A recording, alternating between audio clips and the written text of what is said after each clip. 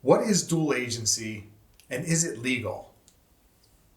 I'm not sure if you're aware of this or not, but it's pretty common for a real estate agent to represent both the buyer and seller during a transaction.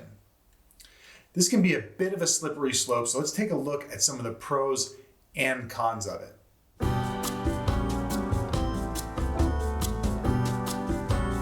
I'm Joe Granacini, your Clearwater real estate expert. In this video, we're going to take a look at why a real estate agent would represent both a buyer and a seller on the same transaction, and what that means to you. Before diving in, if you're thinking about buying or selling a home in the Clearwater area, or if you have any real estate related questions, feel free to give me a ring or send me a message.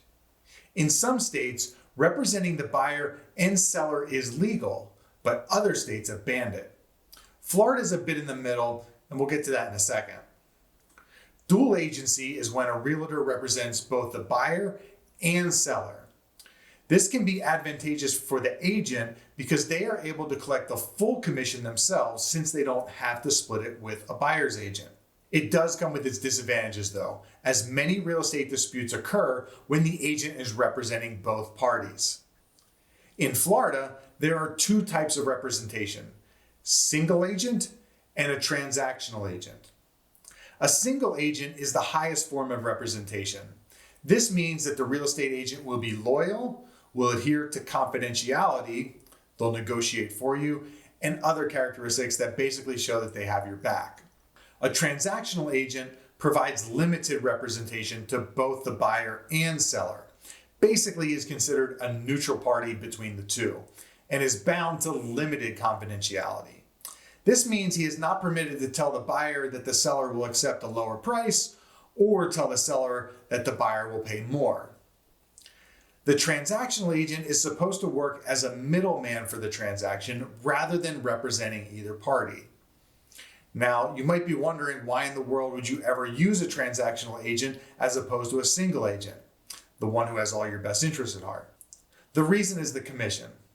See, commission is generally paid by the seller at a rate of 6% of the sales price, and that percentage is commonly split between the buyer's agent and the listing agent.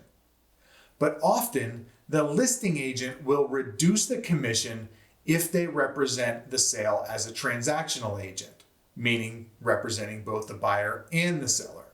For example, the listing agent may have an agreement with the seller that they will charge the seller 6% if it's a single agent transaction, but will reduce the commission to 4% if it's transactional. This means that the listing agent, if they act as a transactional agent, will receive all 4%. But if he acts as a single agent and a buyer's agent comes in, his commission would only be 3% because he would be splitting the 6 in half. But how does this affect you? First, if your realtor is acting as a transactional agent, that means they are only facilitating the transaction and not fully representing you. Home sales are some of the biggest acquisitions most people make in their life, and to not have an experienced professional looking out for your best interest can be very costly. The other reason, and this applies to you buyers, is the doubt that you'll have about the realtor. And what I mean is that this agent is being paid by the seller, not you. So despite the written agreement that they are a neutral third party, it will only be natural for you to question whether they really are that neutral third party. This can be very stressful when we're talking about hundreds of thousands or millions of dollars.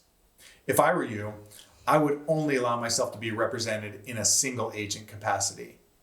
I hope you found this information helpful. Again, if you have any real estate related questions, or if you want to buy or sell in the Clearwater area, don't hesitate to reach out. Have a great day.